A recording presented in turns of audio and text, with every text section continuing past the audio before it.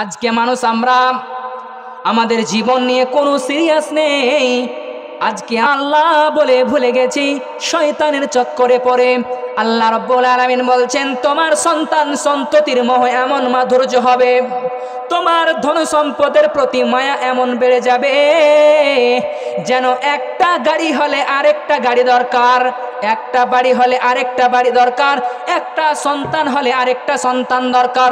পুরো পৃথিবী যেন প্রতিযোগিতায় নেমে গেছে। আমি তার চাইতে বেশি উন্নত হব, আমি তার চাইতে বেশি যেন ধনবান হব, আমি তার চাইতে বেশি শক্তিশালী হব। আল্লাহ রাব্বুল আলামিন বলছেন, যতই পৃথিবীতে ধন সম্পদ তৈরি করো না কেন, যতই তোমার পৃথিবীতে সন্তান সন্ততি হোক না কেন, আল্লাহ বলছেন সেই সম্পদ দিয়ে সেই সন্তান যেন, সেই সম্পদ যেন দুটি জিনিসের মায়ায় পড়ে যেন আল্লাহ বলে তুমি ভুলে না যাও। সম্মানিত উপস্থিতি, আল্লাহ তাবারক ওয়া তাআলা আমাদেরকে জীবন দিয়েছেন, এই দুনিয়ায় পাঠিয়েছেন, আমাদেরকে কিছু উদ্দেশ্য করে পাঠিয়েছেন। সম্মানিত উপস্থিতি, আল্লাহ তাবারক ওয়া তাআলা পৃথিবীতে মানব জাতিকে পাঠিয়েছেন।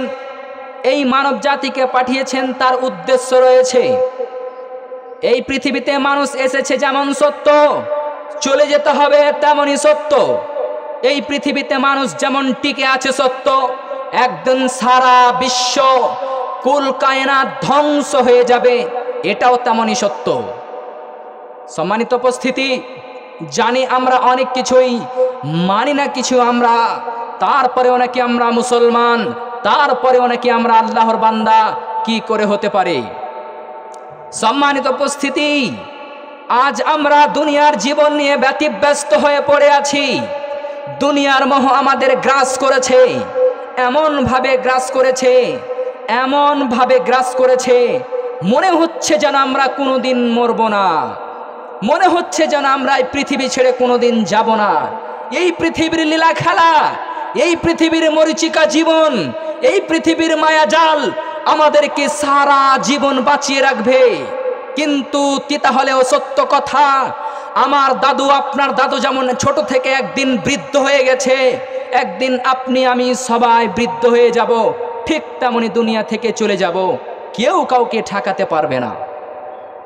সম্মানিত উপস্থিতি, আমাদেরকে ইসলাম, আমাদেরকে কোরআন, আমাদেরকে সাহাবীদের জীবন, আমাদেরকে কোরআন খুঁটে খুঁটে বের করে আমাদেরকে সেখান থেকে উপদেশ গ্রহণ করা উচিত, যাতে করে আমরা আমাদের জীবনকে সুন্দর করে সাজাতে পারি আখিরাতের জন্য।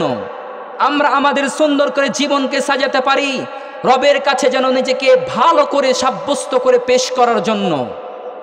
এই দুনিয়ায় যা কিছু করি না কেন সবই লেখা হয়, তারপরেও মুসলমানদের বুকে নাই কোনো ভয়, এমন করে চলছে যেন মরণ হবে না কভু, ভুলে গেছে বান্দা যেন দেখছেন তার প্রভু।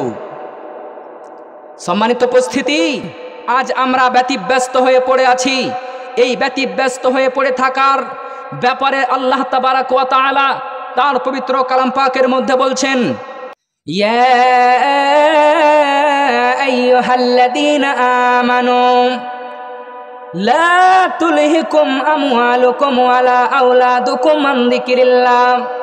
হে বিশ্বের ঈমানদারগণ, লা তুলহিকুম আমওয়ালুকুম ওয়ালা আওলাদুকুম আন যিকরিল্লাহ, তোমাদের সন্তান সন্ততি, তোমাদের ধন সম্পদ যেন তোমাদেরকে আল্লাহ থেকে গাফেল না করে দেয়। রব্বুল আলামিন বলছেন, এই পৃথিবীতে দুটি জিনিস এমন বস্তু রয়েছে যে পৃথিবীতে এই দুটি জিনিসের মোহে পড়ে আজ গোটা বিশ্বের মানুষ, হিন্দু মুসলমান জৈন খ্রিস্টান বৌদ্ধ ডমচামার মুচি মেতর, পৃথিবীতে যত ধরনের মানুষ আছে না কেন সবাই পৃথিবীর মানুষ আজকে এই দুটো জিনিসের মোহে পড়ে আছে। আল্লাহ তাবারক ওয়া তাআলা তাই তো শুধুমাত্র এই দুটো জিনিসকে উল্লেখ করে বলছেন, লা তুলহিকুম আমওয়ালুকুম ওয়ালা আওলাদুকুম আন যিকরিল্লাহ, তোমাদের ধন সম্পদ আর তোমাদের টাকা পয়সা, তোমাদের সন্তান সন্ততি যেন এমনভাবে তোমাদেরকে আঁকড়ে না ধরে নাই, তাদের মোহমায় পড়ে যেন তোমরা আল্লাহকে বলে ভুলে না যাও, তোমরা গাফেল হয়ে না পড়ো। আজকে মানুষ আমরা আমাদের জীবন নিয়ে কোনো সিরিয়াস নেই। আজকে আল্লাহ বলে ভুলে গেছি, শয়তানের চক্করে পড়ে। আল্লাহ রাব্বুল আলামিন বলছেন, তোমার সন্তান সন্ততির মোহ এমন মাধুর্য হবে, তোমার ধন সম্পদের প্রতি মায়া এমন বেড়ে যাবে, যেন একটা গাড়ি হলে আরেকটা গাড়ি দরকার, একটা বাড়ি হলে আরেকটা বাড়ি দরকার, একটা সন্তান হলে আরেকটা সন্তান দরকার। পুরো পৃথিবী যেন প্রতিযোগিতায় নেমে গেছে, আমি তার চাইতে বেশি উন্নত হব, আমি তার চাইতে বেশি যেন ধনবান হব, আমি তার চাইতে বেশি শক্তিশালী হব। আল্লাহ রাব্বুল আলামিন বলছেন, যতই পৃথিবীতে ধন সম্পদ তৈরি করো না কেন, যতই তোমার পৃথিবীতে সন্তান সন্ততি হোক না কেন, আল্লাহ বলছেন সেই সম্পদ দিয়ে সেই সন্তান যেন, সেই সম্পদ যেন দুটি জিনিসের মায়ায় পড়ে যেন আল্লাহ বলে তুমি ভুলে না যাও। সূরা মুনাফিকুনের আয়াত আল্লাহ তাবারক ওয়া তাআলা বলছেন, মুনাফিকদের চরিত্রগুলি বর্ণনা করে একটা একটা করে উল্লেখ করে বলেছেন। আর মুমিনদের কথাকে, মুমিন খাঁটি মুমিনদেরকে উল্লেখ করে বলছেন মুনাফিকদের চরিত্র ফাঁস করার পরে বলছেন, তোমরা মুনাফিকদের মতো হয়ো না, তোমাদের সন্তান সন্ততি আর তোমাদের ধন সম্পদ যেন তোমাদেরকে আল্লাহ থেকে গাফেল না করে দেয়।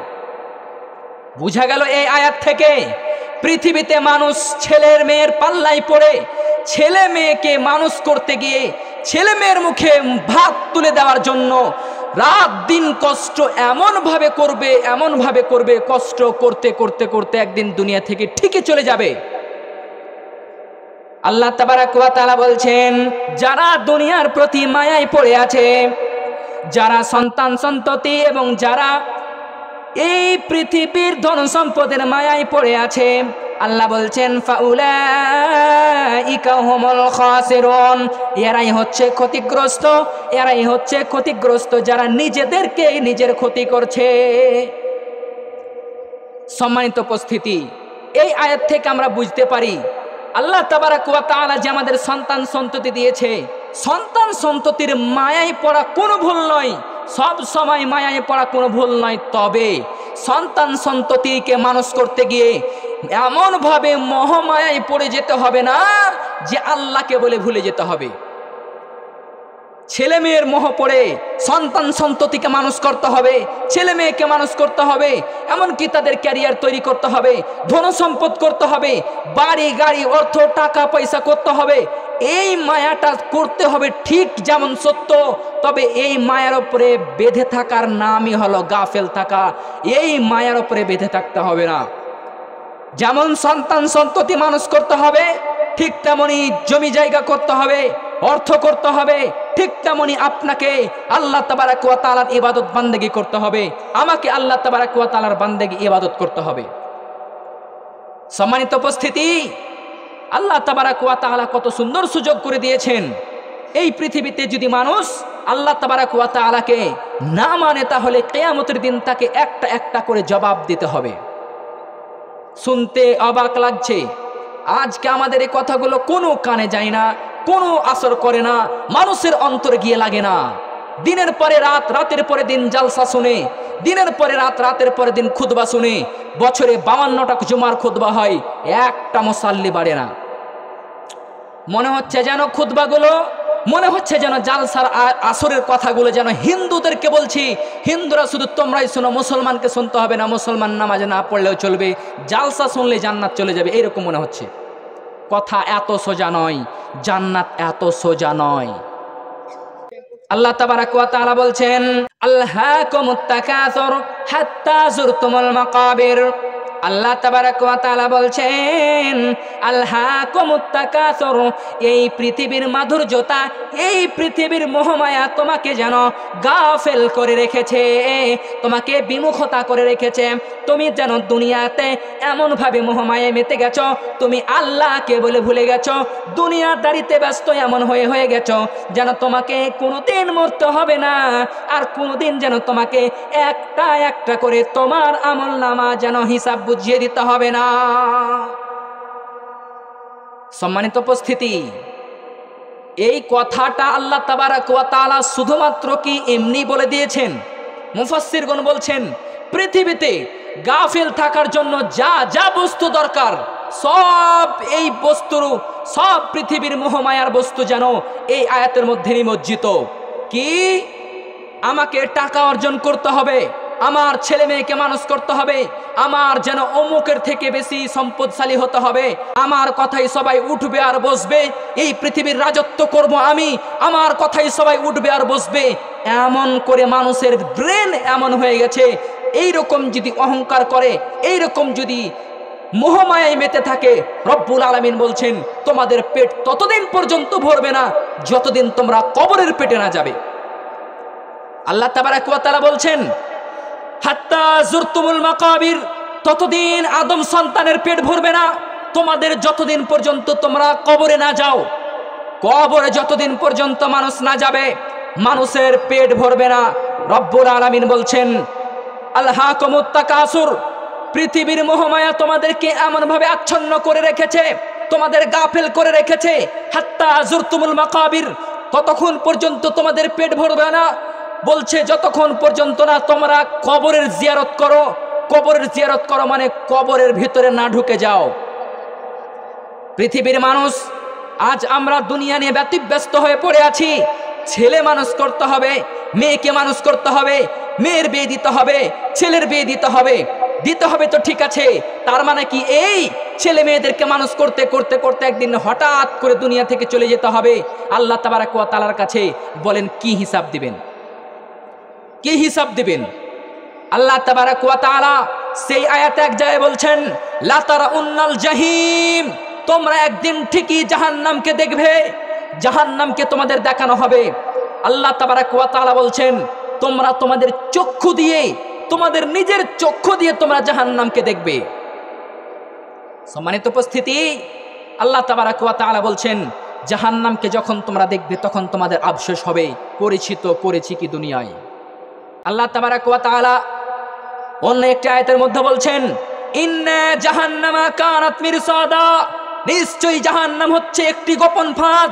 জাহান্নাম উত পেতে বসে আছে, মানুষ আসবে আর আমি জাহান্নামে তাকে ভরে আগুনে, দাও দাও আগুনে, অগ্নিশিখায় আগুনে তাকে ভরে দেব। জাহান্নাম নিজে বসে আছে। কেউ কেউ মুফাসসিরগণ বলছেন জাহান্নামের প্রহরীরা উত পেতে বসে আছে। উত পেতে বসে থাকার অর্থ হলো এমন একটি জায়গায়, গোপন জায়গায় বসে থাকা, কোনো ব্যক্তির যখন শত্রু সেই দিক দিয়ে পার হবে যেন তার ওপরে সরাসরি তাড়াতাড়ি হামলা করা যায়, যাতে করে হামলা তার উপরে করতে পারা খুবই সহজ হয়ে যায়। এই রকম করে জাহান্নাম উৎপেতে বসে আছে। আল্লাহ তাবারাক ওয়া তাআলা বলছেন ইন্না জাহান্নামা কানাত মিরসাদা, নিশ্চয়ই জাহান্নাম হলো একটি গোপন খাত, গোপন জায়গা।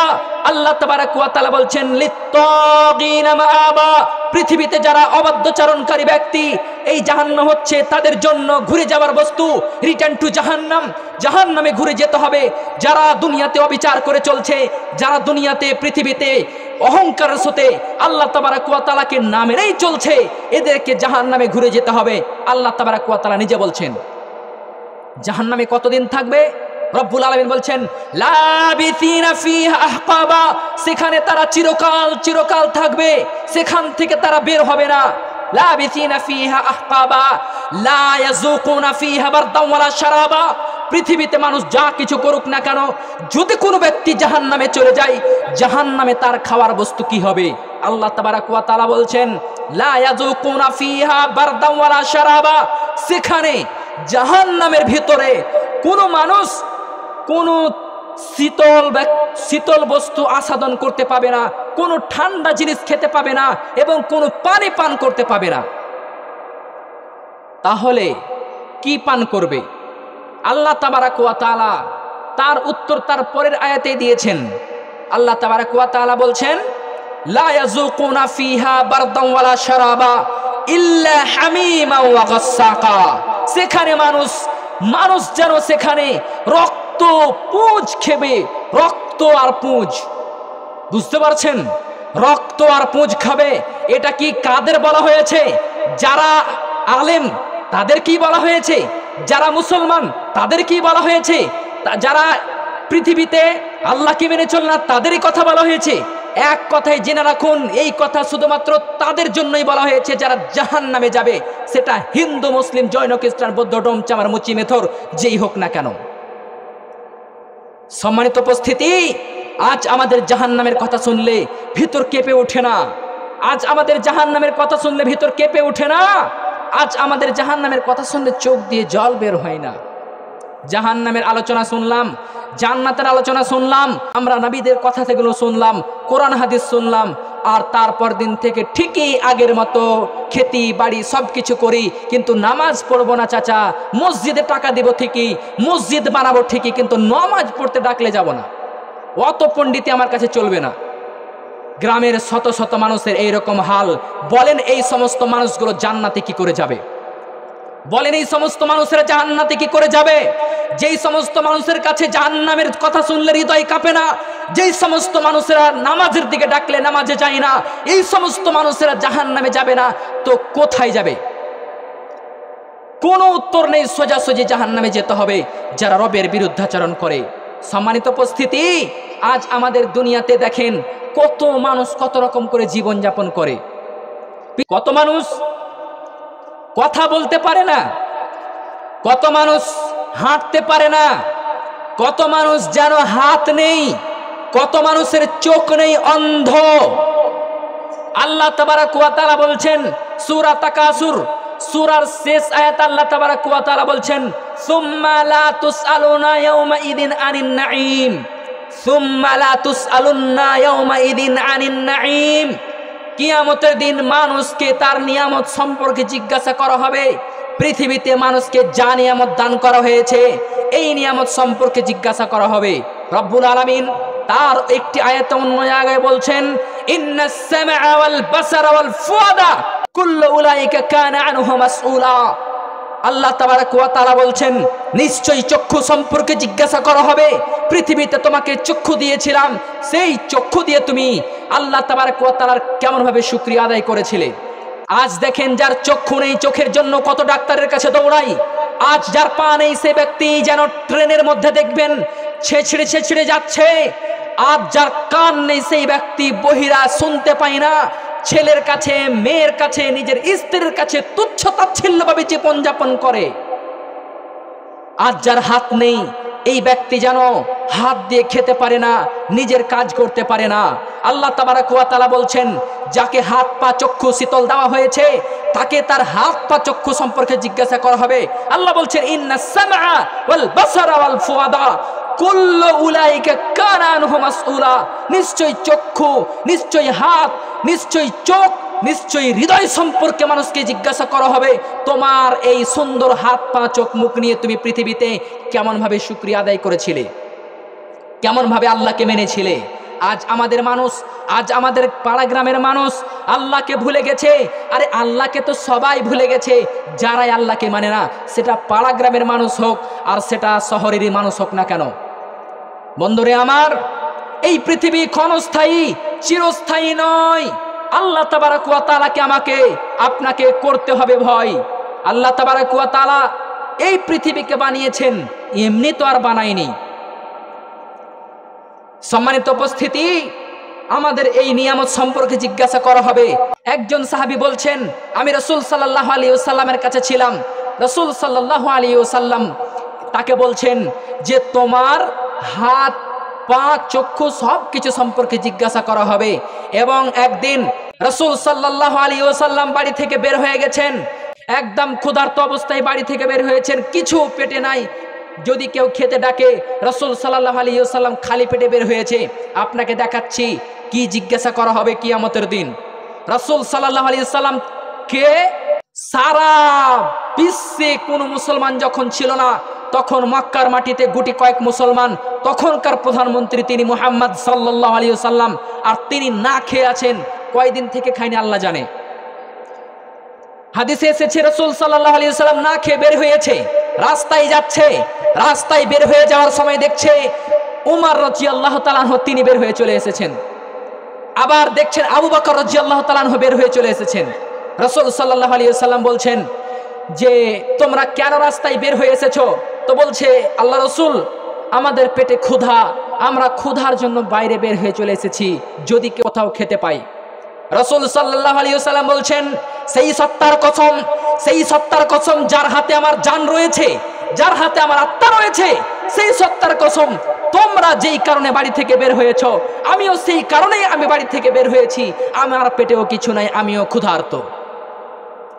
রাসূল সাল্লাল্লাহু আলাইহি ওয়াসাল্লাম এবং আবু বকর রাদিয়াল্লাহু তাআলা আনহু এবং ওমর রাদিয়াল্লাহু তাআলা আনহু, তিনজন ব্যক্তি, পৃথিবীর শ্রেষ্ঠ ব্যক্তিগণ চলে গেলেন একজন আনসারীর বাড়ি, আনসারী সাহাবীর বাড়ি চলে গেলেন এবং সেখানে তারা তিনজন গিয়ে একজন আনসারীর বাড়িতে, যার বাড়িতে গেলেন সেই বাড়ির মহিলা তাদেরকে স্বাগতম জানালেন, তাদেরকে আমন্ত্রণ জানালেন, আসেন আমাদের বাড়িতে। বললেন তোমার বাড়ির লোকটি অমুক ব্যক্তি কোথায় গেছে? তো বলছে যে কোনো একটা কারণে বাইরে গেছে। ইত্য বছরে সেই লোকটা চলে এসেছে এবং তিনি নবী করিম সাল্লাল্লাহু আলাইহি ওয়াসাল্লাম এবং সাহাবীদেরকে সালাম দিয়ে বলছেন আপনাদেরকে স্বাগতম আমার বাড়িতে। আজ আমার বাড়িতে যত সুন্দর, আজ আমার বাড়িতে যত ভালো, আজ আমার বাড়িতে যত শ্রেষ্ঠ মেহমান আছে, পুরো পৃথিবীতে কোথাও এত ভালো মেহমান কোথাও নেই। সে ব্যক্তি ছুরি নিয়ে দৌড়াচ্ছে।